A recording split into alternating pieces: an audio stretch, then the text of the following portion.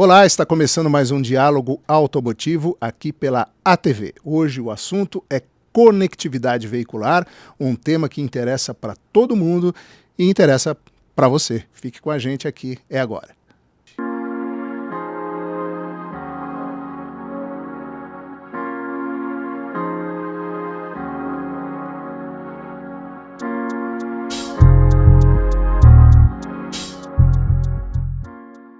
Estamos recebendo José Palazzi, diretor da Qualcomm, mais uma vez. Um prazer conversar com você, Palazzi.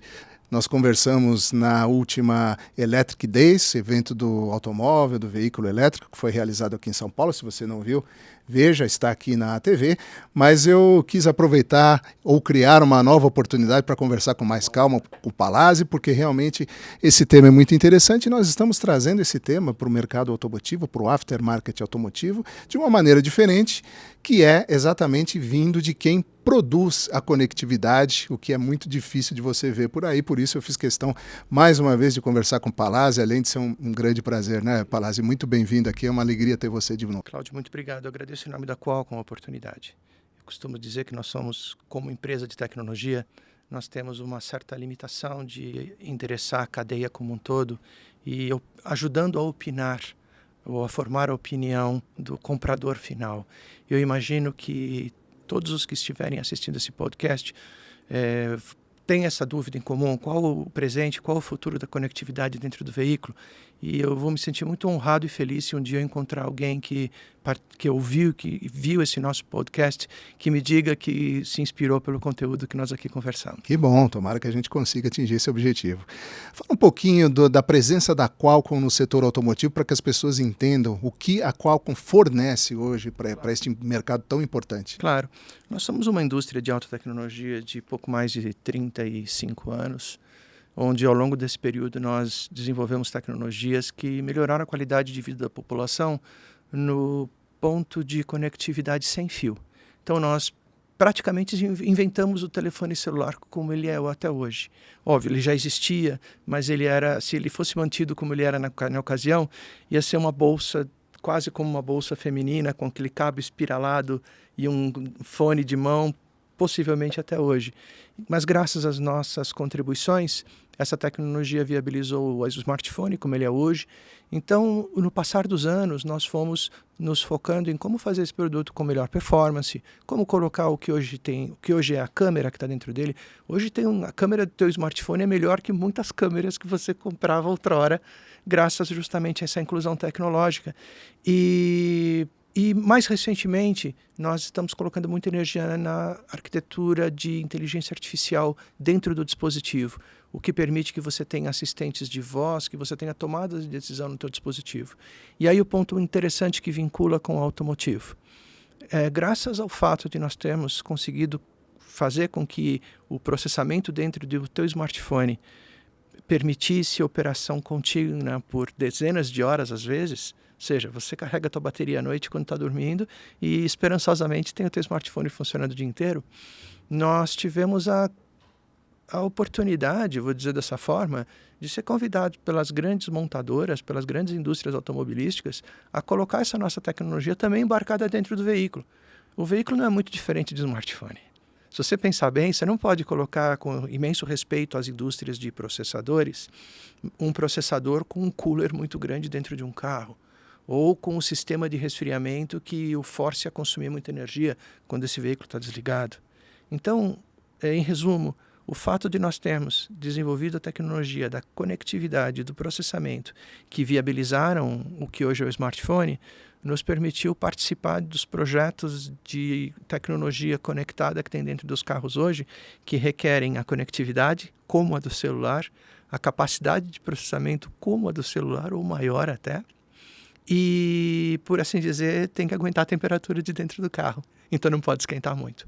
Então, o resumo disso e a composição final da minha resposta para você é que nós hoje trabalhamos com as principais montadoras do mundo, que utilizam as nossas tecnologias em combinação de tarefas feitas por nós e pelos nossos parceiros, de modo que eles possam ter unidades embarcadas dentro do veículo que acrescentam inteligência e conforto. Eu diria que... e segurança. Eu diria que a inteligência ela está combinada a tudo isso, mas o conforto na direção, como por exemplo uma direção assistida, ou como muito em breve com o veículo autônomo, ou o conforto, que é você poder conversar com o teu carro. Um exemplo somente, e pedir recursos dele, por exemplo, me abre o teto solar, me coloca a temperatura neste grau aqui, ou me coloca nesta estação de rádio que eu quero ouvir nesse momento, sem você se preocupar em tirar a atenção da direção, são aspectos que estão ficando sine qua non nos carros. E o ponto importante é tudo graças ao fato de nós termos participado desses dispositivos, do desenvolvimento dessas soluções, como é o smartphone outrora. É isso. Bom, aproveitando a sua resposta, eu queria te fazer duas perguntas em uma.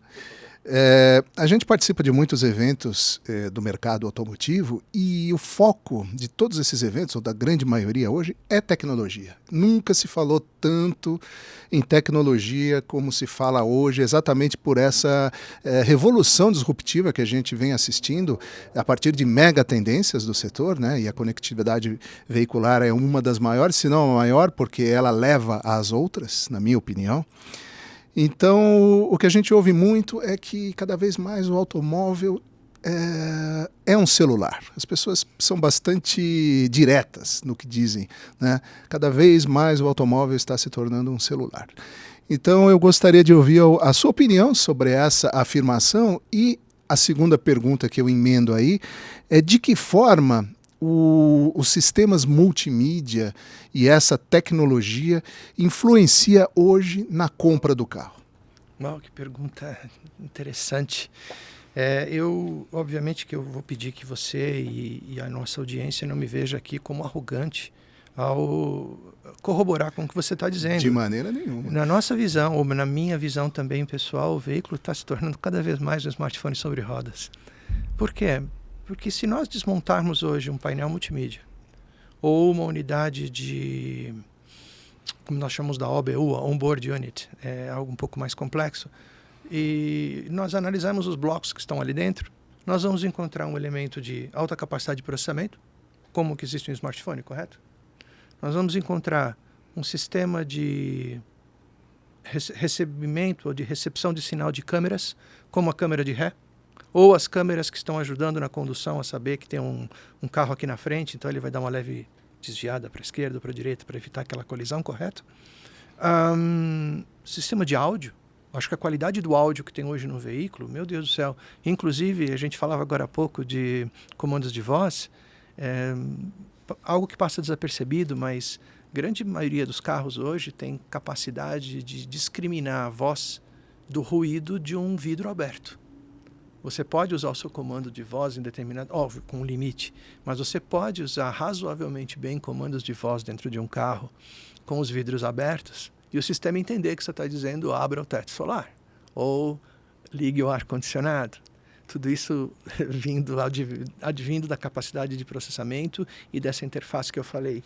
E eu não posso esquecer do ponto crucial de que nós estamos falando aqui hoje, conectividade. A conectividade celular ela é indispensável hoje em tudo isso que a gente está falando. Veja, novos serviços estão acontecendo.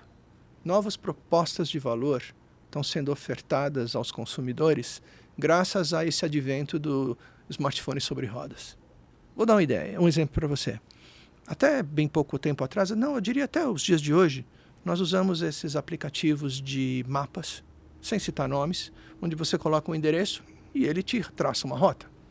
Muito bem, isso nos obriga muitas vezes a ter um suporte para o smartphone dentro do painel com uma solução intermediária até o momento onde todos os carros tenham e de forma affordable, ou seja, de preço aceitável, o seu painel multimídia. Estamos de acordo até aí?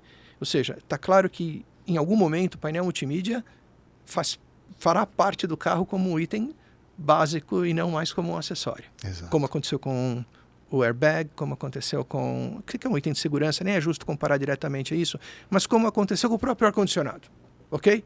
Você lembra quando, na nossa infância... Era opcional em carro de luxo. Era opcional em carro de luxo. Não era nem de série. Boa. Então, analisando dessa forma, o fato de nós colocarmos cada vez mais a tecnologia embarcada do smartphone dentro do carro vai permitindo com que os projetistas, que são criativos, coloquem mais e mais funcionalidades ali que outrora eram consideradas como um sonho, um acessório, e que hoje estão começando a ficar sine qua non. Veja, quando você tem um desses aplicativos de mapa, que ele te traça uma rota porque as ruas estão congestionadas numa determinada direção e ele escolhe outra rota, o que ele usa para saber isso? A densidade de smartphones que estão ali naquela via. Está claro isso? Concorda comigo? Concordo. Pois bem, se a partir do instante que isso faz parte do veículo, intrínseco, e a informação da rota propriamente dita, e não só da localidade que a pessoa está, pode ser suprida para um sistema mais inteligente, então essa rota pode ser, a rota que ele vai te ofertar, pode ser tratada ou pode ser traçada em função de todos aqueles outros caminhos que estavam sendo traçados por outras pessoas e que aí o objetivo é evitar que eles façam a mesma coisa. Veja, isso é uma característica que já funciona em smartphone, que a indústria automobilística olha hoje e fala assim, poxa, eu quero incorporar isso no meu carro. Eu quero dar esse conforto para o usuário de ele saber que o sistema de mapas não vai simplesmente dar um caminho para ele porque tem muita gente naquela via, mas porque tem muita gente naquela direção. Então, com esse exemplo dado, eu vou para a resposta da pergunta 2. Isso tem mudado substancialmente a forma com que as pessoas selecionam seus veículos. Hoje, quando as pessoas vão numa concessionária, e eu ouço isso de montadoras, elas não perguntam mais com tanta veemência qual a potência do motor. Perguntam a autonomia. Autonomia é importante, se ele é flex, se ele tem impacto ambiental, que é um dos motivos pelos quais os carros híbridos estão dando tão certo, ou os elétricos propriamente ditos. Ou vão chamar esses dois de eletrificados, mas não é esse o kernel dessa conversa. O ponto aqui a pergunta mais comum é, o que roda no multimídia? Esse multimídia é atualizável? Que Android que está ali dentro? Ou ele roda o Apple CarPlay, ele roda o Android Auto? Ele roda sem fio isso? Eu posso entrar no meu carro com o meu smartphone no bolso, não preciso tirar ele e conectar num cabinho para ele estar sincronizando as informações que estão ali dentro? Então você percebe que, no final das contas, não é uma coisa que era desejável ou que foi mapeável de que iria acontecer. Foi uma característica natural. E como característica natural, ela fez com que features ou características outrora vistas dos smartphones hoje estivessem presentes nos carros. Então, a resposta melhor que eu posso te dar é a necessidade fez o uso e o uso fez com que o usuário se sentisse confortável em requerer da montadora da sua preferência funcionalidades similares à do smartphone dentro do seu carro. Pois é, isso leva a uma outra pergunta, Palazzi, que eu gostaria de ouvir a sua avaliação. Fazendo um paralelo novamente entre o passado e o presente, né? No passado nós tínhamos muito claro quem eram os fornecedores das montadoras. Eram indústrias de autopeças, que depois evoluíram para aquilo que a gente chama de sistemista, que passaram a integrar um pacote completo, né? Mas sempre gravitando em torno daquelas indústrias muito tradicionais no setor automotivo desde a criação do automóvel.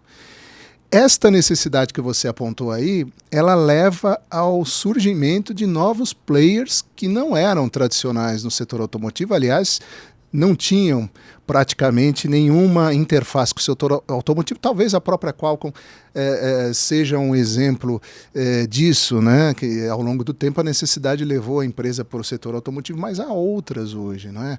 Quando a gente fala de carro elétrico, por exemplo, nós estamos falando de baterias específicas e uma série de outras soluções, inclusive serviços que se tornam importantes hoje dentro do setor automotivo. Como é que você enxerga essa virada de chave, essa chegada de novos players e que papel, que peso esses players vão ter no futuro, comparando, por exemplo, com uma indústria de autopeças tradicional? Esses players vão se tornar, quem sabe, até mais importantes, mais decisivos na construção do automóvel? Cláudio, a gente está vendo um movimento ortodoxo, porque se de um lado existem diversos novos participantes nesse mercado, tanto no desenvolvimento ou na provisão de hardware, como desenvolvimento e provisão de soluções de software. Lembrando que uma das grandes peculiaridades dos smartphones é essa democracia de provisão de conteúdo.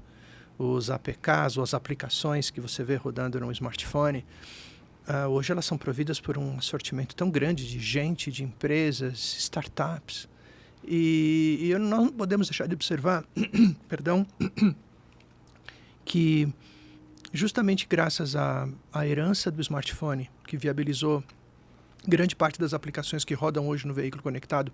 E detalhe, estamos falando somente das aplicações do multimídia, hein? Se nós falássemos aqui das aplicações de segurança dentro do carro, a história não é muito diferente, tá? Ou ainda de telemetria do veículo, lembrando que o carro está se tornando cada vez mais um serviço e o dono daquele serviço, ele quer monitorar como aquele bem está sendo utilizado. Mas eu vou deixar isso para um outro momento e vou voltar ao teu ponto. Essa diversidade de suprimento fez com que aparecessem novos players com ideias muito criativas e eu diria para você que num primeiro momento que estaria tudo bem e normal ou não haveria nenhuma novidade ao dizer aqui para você que sim, existe uma quantidade incrível de startups surgindo, fazendo hardware, fazendo software, e que o hardware hoje não é mais suprido pelos mesmos CMs, Contract Manufacturers, que outrora supriam painéis de instrumentos dos carros. Existem novos players que têm hoje o know-how para implementar isso de uma forma tão boa quanto, ou até melhor, dependendo do aspecto. Mas eu quero colocar um outro ponto para você aqui. Nós temos observado que as indústrias automobilísticas, as montadoras de maneira geral, estão trazendo isso para dentro de casa. Olha que interessante. Eu não digo fazendo tudo. Não é o objetivo da montadora desenvolver uma placa eletrônica dentro de casa, fabricar dentro de casa. Mas a partir do instante que ela tem o know-how, que ela tem a tecnologia, ela pode selecionar o player que vai fabricar para ela seguindo os critérios que ela colocou.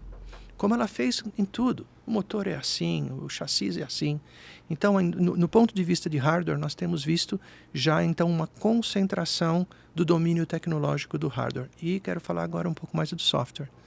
Para surpresa de todos, e eu digo surpresa positiva, eu tenho orgulho de ver isso, eu vejo diversas das montadoras com quem conversamos com uma capacidade incrível de gerar conteúdo. Desde machine learning, que é a base da inteligência artificial, até escrevendo código de aplicações que podem não ser o produto final que vai rodar lá no dia a dia, mas que serve como base para que third parties ou terceiros possam finalizar e transformar aquilo no meio que eles os querem. E por que isso é tão importante? Porque a indústria está percebendo que existe uma oportunidade muito grande para IP, para intellectual property, propriedade intelectual. Eu vejo algumas ideias que algumas montadoras têm, eu peço desculpas por não comentá-las, por proteção e respeito e sigilo ao que eles nos contam dos seus projetos, mas que nós vamos ver muito em breve nos carros, nas ruas, que são, no termo popular de nós brasileiros aqui, excelentes sacadas. Que você olha e fala, uau, ele entendeu um problema brasileiro. Alguém dentro dessa montadora analisou o mercado antes de todo mundo, descobriu uma necessidade, prototipou, agora vem o meu testemunho acerca disso, prototipou, conseguiu provar que funciona, para no momento oportuno trazer para dentro de casa, incorporar quem pudesse transformar aquilo em produto, produtizar. Então, a melhor finalização para responder a tua pergunta é: vemos hoje um ecossistema enorme de provedores de solução, capazes de atender a indústria automobilística como outrora atendiam a indústria de smartphones, mas vemos a indústria automobilística assumindo a continuidade e transformando, às vezes, algumas ideias em produtos propriamente ditos, que é justamente o novo business que a tecnologia da conectividade permite que exista hoje que não existia outrora. Muito bem, nós estamos conversando aqui sobre conectividade com José Palazzi, executivo do setor. A gente volta já já no Diálogo Automotivo.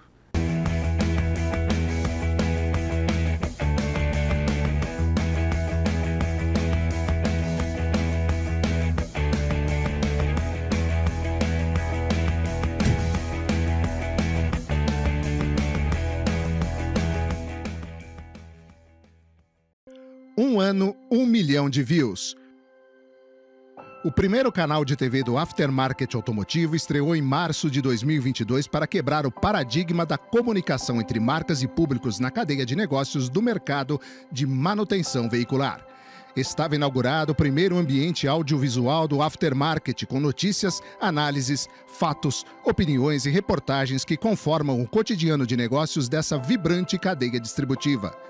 As audiências logo se formaram e não pararam mais de crescer, gerando credibilidade e compromisso da ATV com seus públicos e apoiadores, confirmando o novo canal como tendência de mídia para o setor. Muitas novidades seguem sendo preparadas para a expansão do canal, inclusive com transmissões ao vivo, coberturas completas dos grandes eventos do mercado e uma nova grade de programação. Esta é a sua ATV, o canal de TV do aftermarket automotivo, que nasceu há apenas um ano, mas já conquistou 1 milhão de visualizações em seus mais de 400 vídeos postados, média superior a um vídeo por dia. Que os recordes que comemoramos hoje sejam em celebração da força e do poder econômico da vigorosa cadeia de negócios deste aftermarket e, sobretudo, em agradecimento pela sua audiência, sua divulgação, sua interação e seu apoio a essa nova mídia. A TV, a nossa voz e a sua voz em uma só imagem.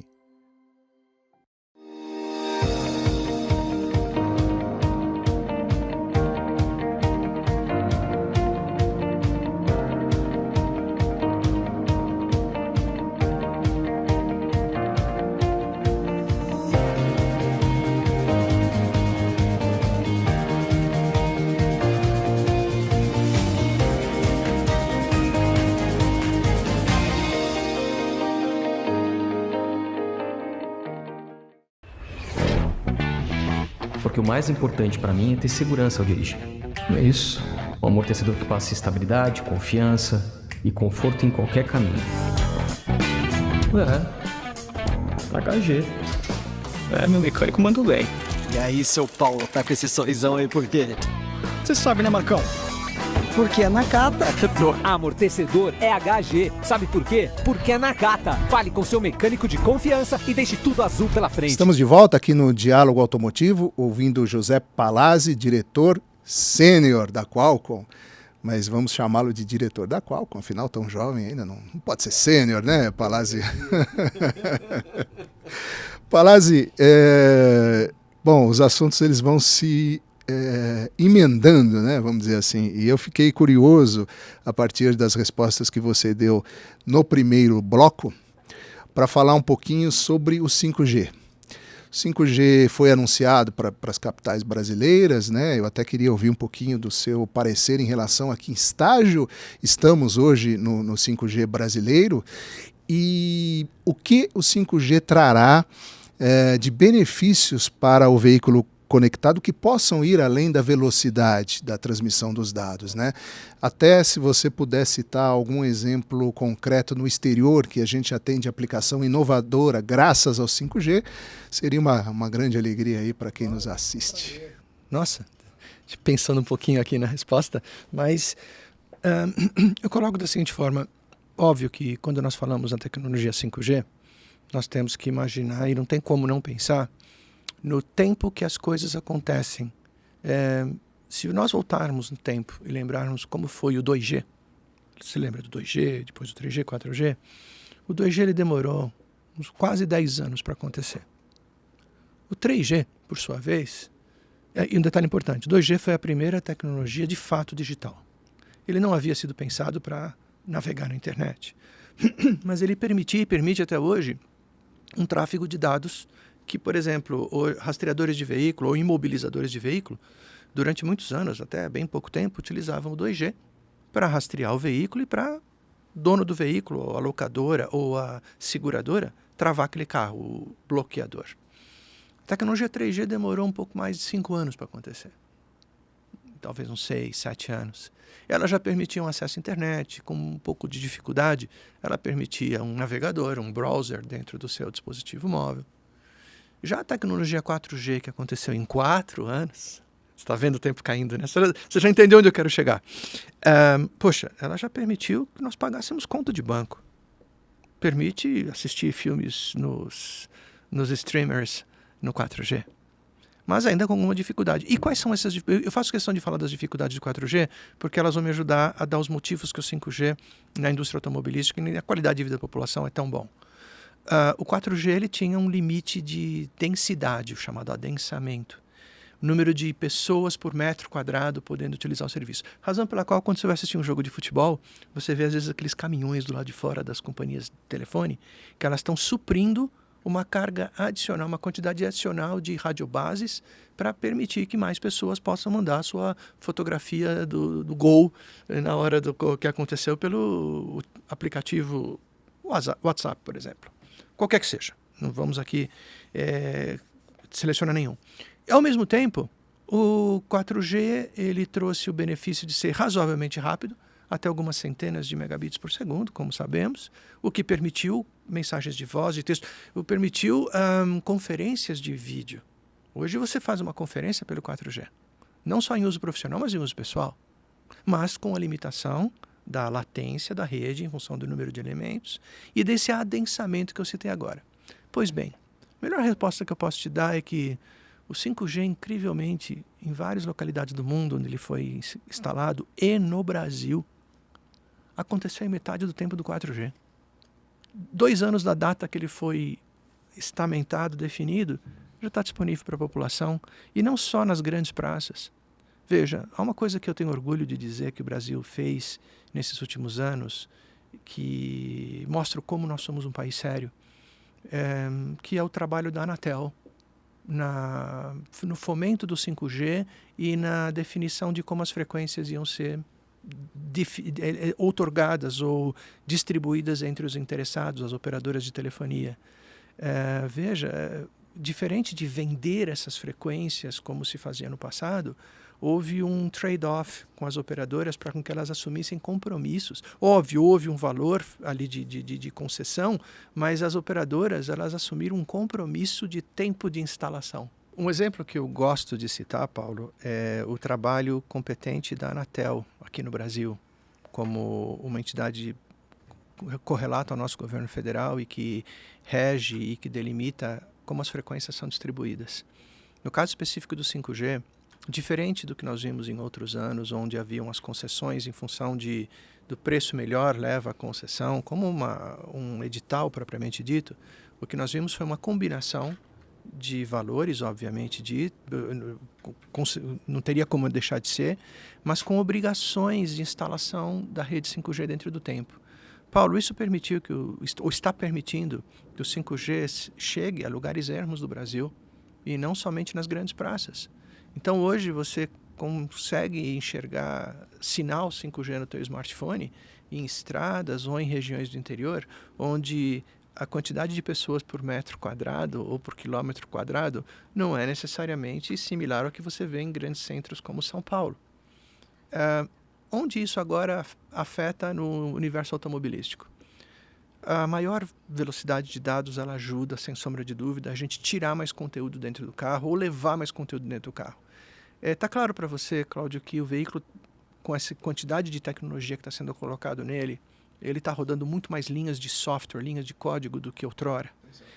E é um conteúdo que tem que ser atualizado não somente por melhorias de funcionalidade, mas por improvement de segurança.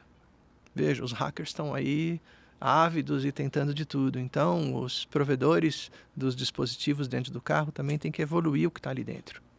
E nessa evolução constante, como acontece com o seu computador, que quantas vezes ele não fala, estou fazendo uma atualização de segurança, nesse contexto nós vamos fazer uso desse maior throughput de dados dentro do veículo, também para levar coisas para dentro dele. Mas eu quero falar um pouco de outros pontos que vão além da velocidade, foi a sua pergunta. Exatamente. Aquilo que eventualmente você consiga trazer do exterior como uma solução que já foi consolidada em função do 5G, né? Me parece que pode ser um exemplo muito interessante para a gente aqui no Brasil, que está dando os primeiros passos. Claro. E a melhor exemplo que eu posso antes do exemplo, a melhor evidência do 5G, além do throughput que eu posso te dar, é a segurança que a rede confere.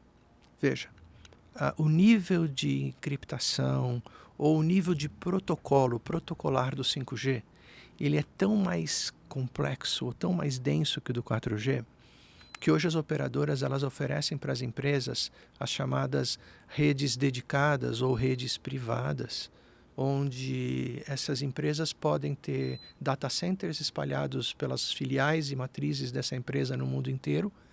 E, Paulo, é como se estivessem no mesmo estabelecimento.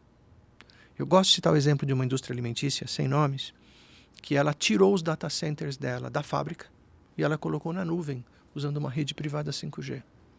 com uma segurança absurda. E qual que é o grande benefício disso? Essa indústria ela faz bebidas, cervejas. Ela faz cervejas multimarcas. Então hoje, como o receituário é razoavelmente parecido, óbvio, com as suas diferenças de processo, mas aproveitando grande parte dos materiais, o planejamento e controle de produção é feito centralizado na nuvem e é informado para aquela fábrica o que ela tem que produzir naquele momento. Imagine você que a própria indústria automobilística multimarca, principalmente com as consolidações nos conglomerados que nós temos visto acontecer, num determinado momento vão fazer esse setup de produção flexível e variável em função do que tem que produzir naquele dia. Ao invés de ter uma decisão local, essa decisão vai ser centralizada e acordada junto com os fornecedores de matéria-prima, para com que o material chegue just in time em função disso. Graças ao quê? À segurança. A segurança 5G é o que permite a atualização do software, do firmware do carro over the air, como eu te disse, com um grau de confiança de que não vai haver intrusão tal, onde a quantidade de vezes que esse handshake tem que ser feito pode ser diminuído, porque a rede já é razoavelmente robusta, e mais importante do que isso vai poder ser feito on the fly pelo terceiro benefício. Falamos de um pouco de velocidade, falamos agora da segurança, e o terceiro benefício, adensamento, a maior quantidade de carros ou de veículos que pode estar na rua usufruindo da mesma rede. O que outrora, se nós já imaginarmos a quantidade de usuários da rede 4G e ainda acrescentarmos carros, vai ter uma hora que essa rede não teria... Haveria uma hora onde essa rede potencialmente não teria possibilidade de atender essa demanda como um todo.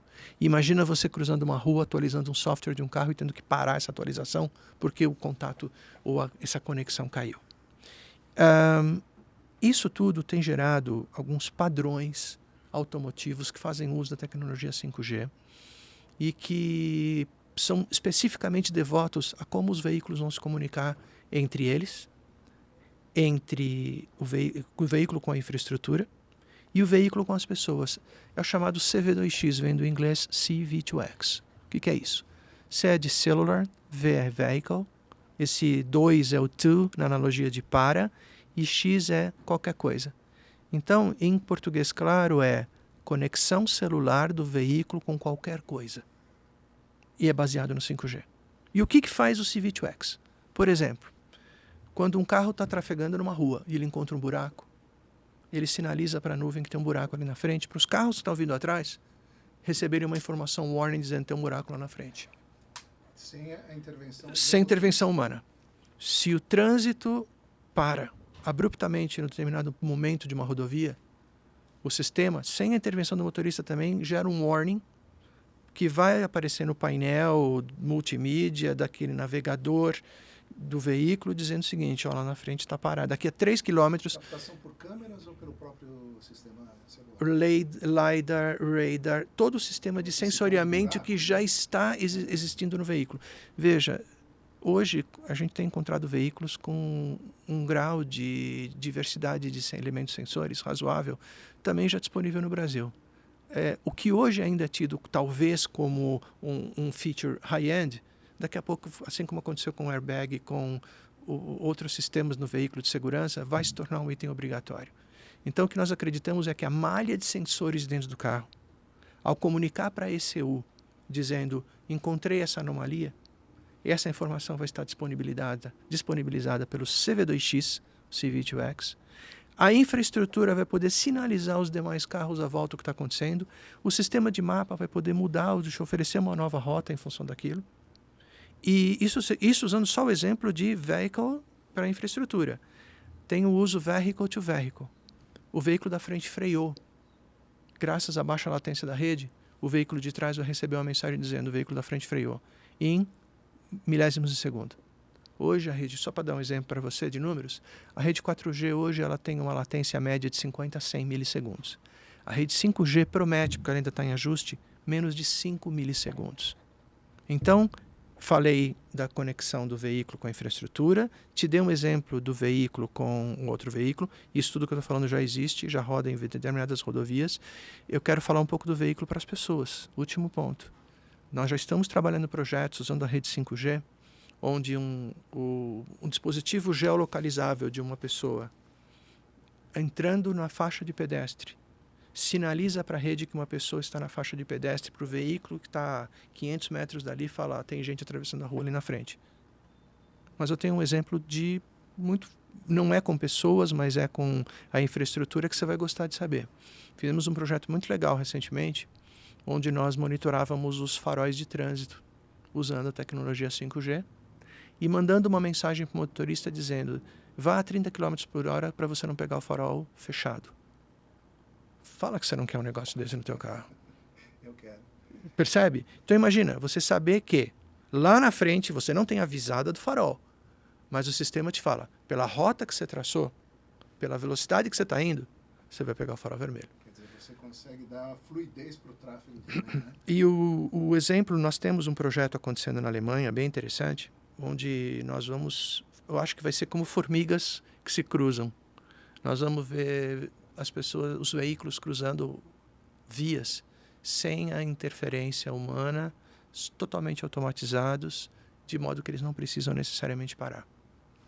Graças à tecnologia de baixa latência, alta velocidade, elevada segurança, falei agora há pouco, e melhor adensamento do que as redes anteriores. Você veja como é rico este assunto, como a conectividade veicular vai interferir cada vez mais no seu dia a dia, na sua condução, né, do automóvel, mas faltou uma questão aqui, que é a manutenção.